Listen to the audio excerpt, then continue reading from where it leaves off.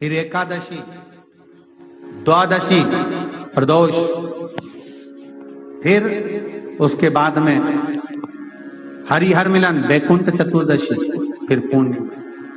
ज्यादा कुछ नहीं कर पाओ तो प्रयास करो कि इन तिथियों पे कम से कम एक दीप ऐसा जलाया जाए जिससे हमें समृद्धि, लक्ष्मी, वैभव प्राप्त हो। घर में भी जो दिए रखे जाते हैं, आपको पहले भी कथा में कहा, विष्णु पुराण मंगरूल पीर हमारे चैनल पर डली हुई है। अगर नहीं सुनी हो तो एक बार विष्णु पुराण निकालना, आपको आ जाएगी, उसको सर्च कर सुनना। मंगरूल पीर महाराष्ट्र अमरावती की विष्णु पुराण की कथा आप श्रवण करेंगे तो उसमें वर्णन किया था कि घर में जो दिया होता है वो दीपक भी कोई साधारण नहीं होता, उस दीपक की भी महत्वता है, उस दीपक का भी वर्णन है महाराज। और कई तरह के दीपक होते हैं, दीपक का भी विधान वर्णन किया गया, उस दिए का भी वर्णन किया गया। यहां तक शास्त्र कहता है कि घर में अगर किसी को बहुत तेज बुखार आ गया है, बहुत तेज बुखार, और बच्चा उस बुखार में तप रहा है, बहुत तप रहा है महाराज, तुम जिस दिए में भगवान की आरती उतारते हो, जिस दिए से तुम भगवान की पूजन करते हो, उस दिए की बत्ती को नीचे डाल दीजिए और उस दिए को पानी की बाल्टी में धो दीजिए। कौन सी बाल्टी में? जिस बाल्टी के पानी से आप बच्चे को स्नान करा सको महाराज। केवल भगवान पर से ले जाकर, पास में से ले जाकर उस बाल्टी में थोड़ी देर डाल दो और उस बाल्टी के पानी से उस बच्चे को स्नान करा दीजिए। 15 से 20 मिनट, आधा घंटा लगेगा, बच्चे का बुखार पूरा उतर जाएगा। इतना विधान है दीप का। दिया कोई साधारण नहीं होता, दीप कोई साधारण नहीं होता। पशुपति व्रत शिव महापुराण में हम बताते हैं, कई बार आपको वर्णन किया कि पशुपति व्रत जब करो तो 6 दिए मंदिर में लेकर जाओ शंकर जी के, 5 दिए शंकर जी के सामने लगाओ, 1 दिया घर पर आओ और घर के राइट भाग में जब प्रवेश करो तो सीधे हिस्से में घर के दरवाजे पर लगाओ, तब अंदर प्रवेश करो। क्यों कहते हैं? क्योंकि उस दीप का महत्व होता है। दिए भी अलग अलग होते हैं। पहला दिया होता है पणति दिया। मैं चैनल वालों से कहूंगा, अगर आपके पास में, अगर, क्योंकि हमने पहले भी कथा में कहा कि जिस जिस जगह का स्मरण कराएं उस जगह का फोटो भी आप दिखाएंगे तो उसका आनंद कथा सुनने वालों को, ऑनलाइन वालों को मिलेगा। पहला होता है पणति दिया। ये पणति दिया मट्टी का दीप, जिस दीप के अग्रभाग को थोड़ा सा बड़ा कर दिया जाता है, उसको पणति दिया कहते हैं। ये पणति दिया जब भी भगवान के सामने लगाया जाता है तो इस दिए को सम्मुख में जब रखा जाता है तो दिए का जो लोकी मुख होता है वो अपनी ओर होना चाहिए महाराज। पणति दिए की जो लो है, बाती है, उसका मुख अपनी ओर होना चाहिए।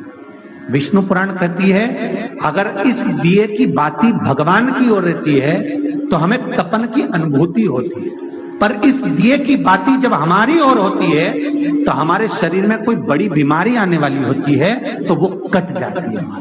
पणति विष्णु पुराण में दूसरा दीप कहा गया है निरांजन दीप।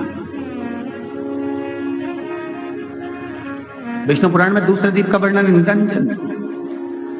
जिस निरंजन दीप में महाराज आपने देखा होगा डमरू जैसी आकृति होती है। अगर चैनल पे कथा देख रहे होगे तो इनके पास में अगर होगा तो अवश्य दिखाएंगे।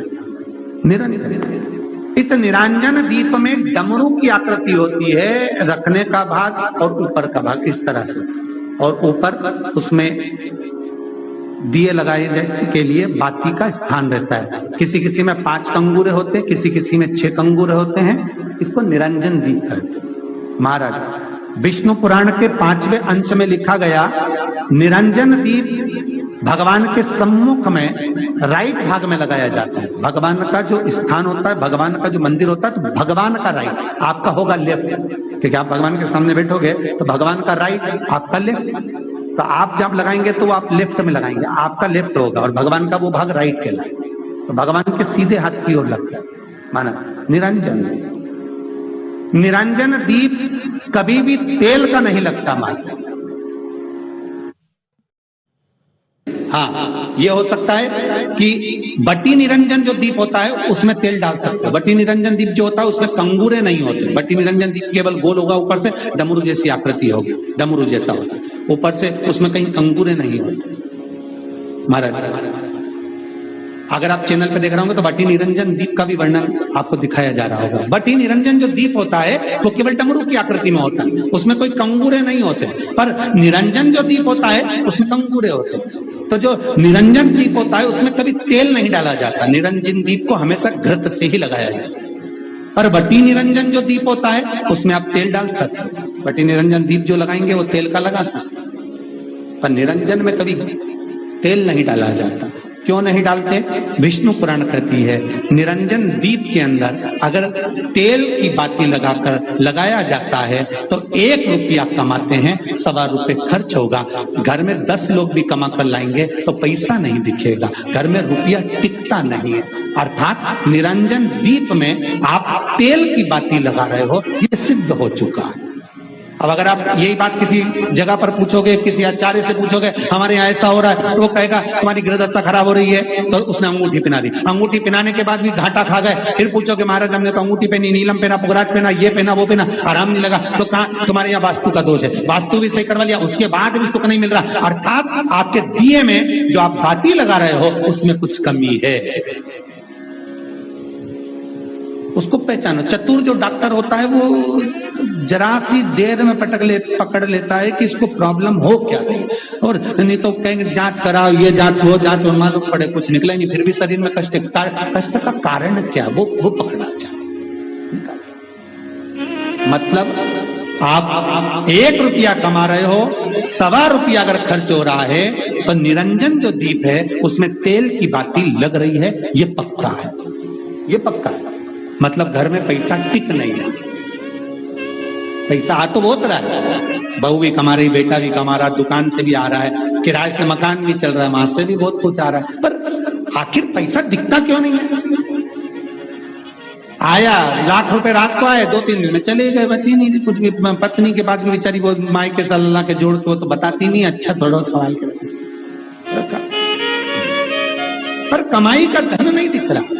मतलब निरंजन जो दीप है, निरंजन दीप जिसमें ऊपर कंगूरे बने रहे 5, 6, 7 डमरू की आकृति का रहता है, पर उसमें कंगूरे बने रहते निरंजन, उसमें जरूर आप तेल डालकर जला रहे हो, इसलिए धन दिख नहीं रहा, संपदा दिख नहीं, वैभव दिख नहीं, उसमें केवल घी की ही बातें है।